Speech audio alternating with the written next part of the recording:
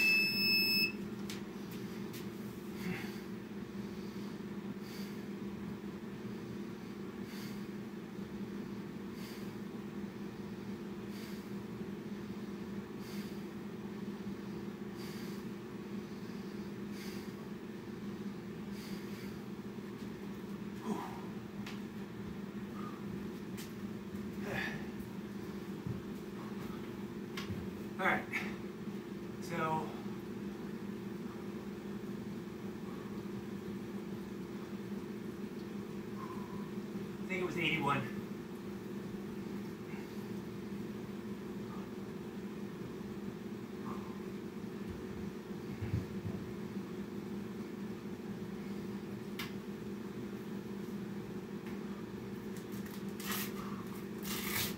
Not bad for 2 pumps.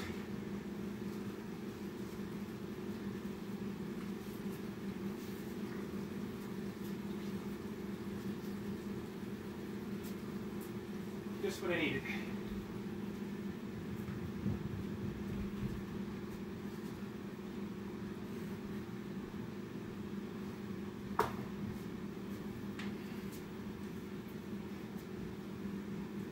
I averaged 6 reps a minute, and then I started each minute a little bit early.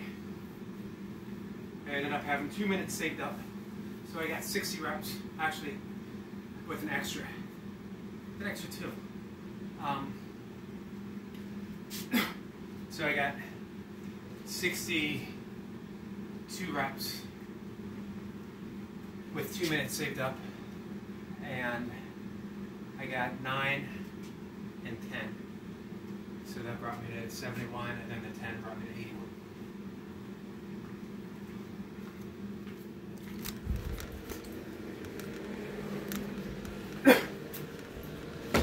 Breathing with the nasal breathing is always a bit of a challenge. It's getting easier as I progress. Today the big issue, serious chest pump going on from the 2 pump. All right.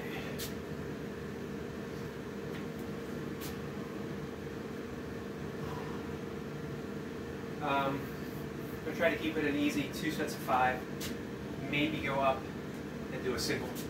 I did a double with 12.5 yesterday, so I might go up to 15.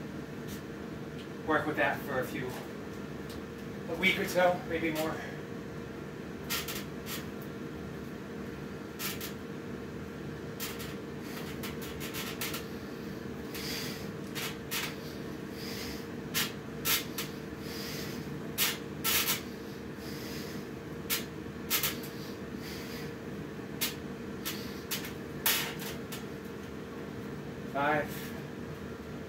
Not pushing it today.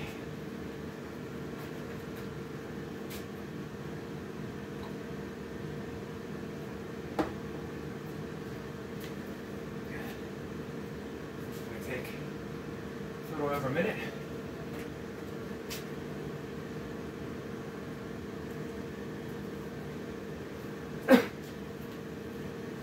So it took a while, but I've come to really appreciate the good short 11-minute sessions. I accomplished what I need to without feeling like I'm going overboard, and it also allows me to do more, spend more time on the floor, more multi-pump sessions, working on strength, increasing muscle tone. Know what I said, muscle tone and not size. Unless you adjust your diet, you're not going to put on muscle size. And I don't have any plans for doing that. I don't have any need for putting on muscle right now at this point in my life. It was a priority when I was younger, but at 58, I just got to ask, how much muscle do I want to carry? And the answer is always enough. Enough to get the job done, and the job is life. Carrying groceries, shoveling snow, doing my yoga, walking my dog, rucking if I want to, ultra running if I want to, burpees if I want to, kettlebells if I want to. Right now though, all I got to do is get my lower back in order. I've mentioned quite a bit that I heard it was in 1990, powerlifting, and it was actually a warm-up set of deadlifts. For whatever reason, something hit me wrong. And through the years, it actually took me a year to fully recover from it. I really had to adjust my workouts to get through that year. And mostly it was better. I was able to deadlift heavy again. I was able to, not quite as heavy. I switched to sumo for a lot of my work. I was able to do some heavy Olympic weightlifting. Not super heavy, not competition heavy, but you know, gym heavy for snatch, clean and jerk, cleans, power cleans, all kinds of stuff like that, which I really enjoyed. I was able to do heavy kettlebells. I was able to run well over 100 ultra races. Every so often, my back would get tweaked. I would take a day or two, concentrate on yoga, a little extra rest maybe, and it would always be better. This time around, it's been close to 2 months, and it's just been very stubborn, lingering. I keep saying I'm going to go to a chiropractor, and I keep putting it off.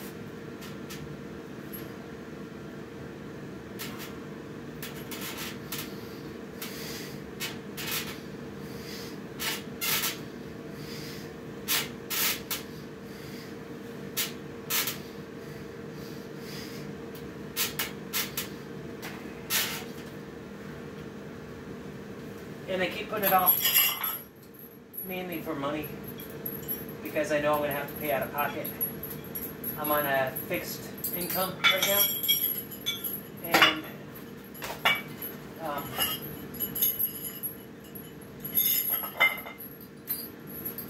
whenever I think, okay, I'm going to definitely call a chiropractor, my back starts feeling a little bit better. Only to start giving me trouble a day, 2 days later. Even though I try to be careful.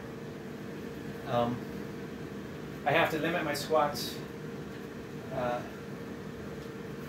Duncan Walsh was correct, as he usually is in matters of training, if not always. It does act as a bit of a trigger. I can do them, but it seems my back pays a heavier price in recovery. It takes me longer.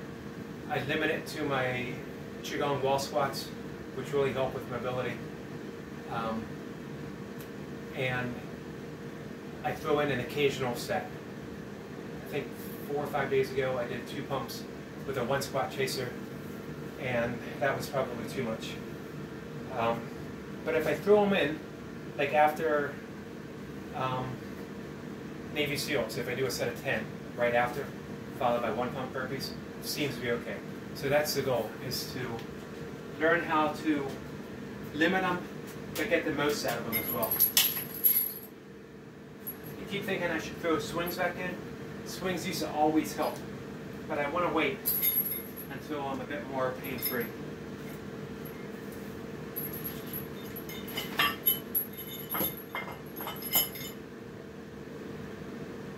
Okay, 15 pounds, easy single. I say easy.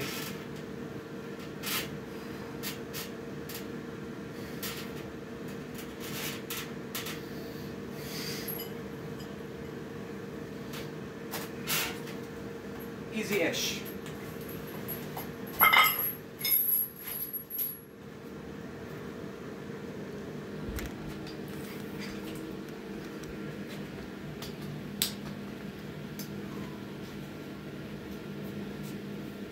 What's it, guys?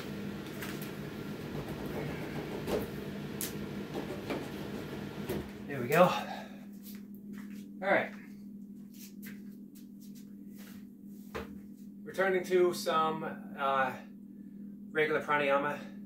I mentioned working with the basics. The basics being the full yogic breath, easy breath, the 4x4, breathing in nasally, count of 4, exhaling for a count of 4, 4 and 8, breathing in for a count of 4, exhaling for a count of 8. Done with, whenever possible, the UJ breathing, which is the ha sound, constriction of the throat. 2 things that we can add to the basics are the box breathing and the Nadi Chandra, which is the alternate nostril breathing. Let's do an easy 5 rounds of alternate nostril breathing. And we're not going to do it with a breath hold. We're not going to hold it on the exhale or on the inhale or the exhale. Internal hold, external hold. We're just going to do it 4 in, 4 out, 4 in, 4 out. 1 round is going to be in and out. And then in and out will be the second round. So we'll do it 6 times to keep it even. We're going to begin with 1 full yogic breath. Remember, that's breathing in the belly, expanding the rib cage, breathing in and up through the clavicles, exhale and clavicles, chest, belly. 1, and then we'll begin. We're going to have our hand in the Vishnu Mudra, which is the index finger, ring finger pulled back. Don't worry if your fingers don't stay up. Mine don't. They never have. They never will.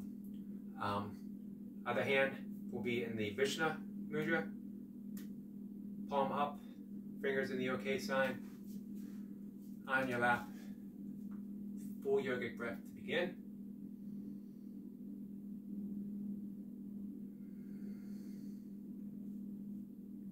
We begin by inhaling through the left. We always begin with the left. We always end on the left.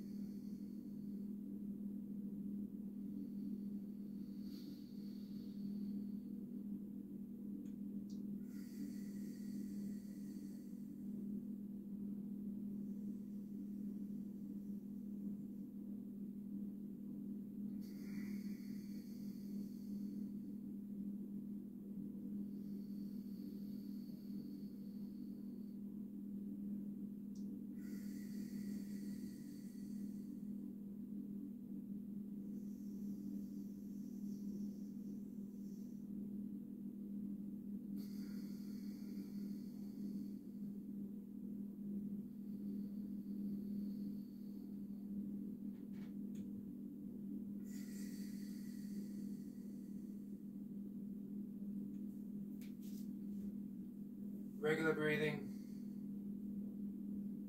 relaxed in through the nose, out through the nose, shoulders, neck, jaw, relaxed, hands in the lap,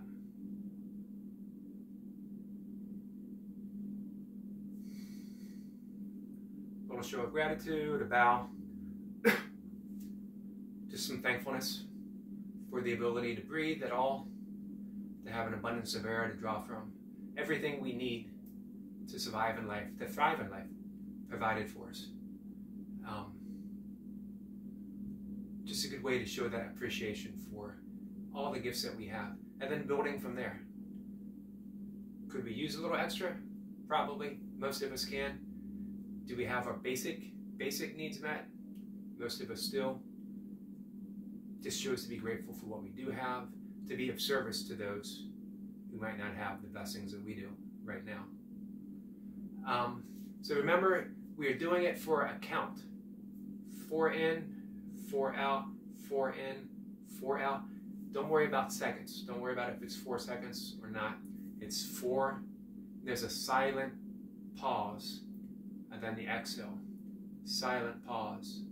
We're not holding the breath. Just a slight pause.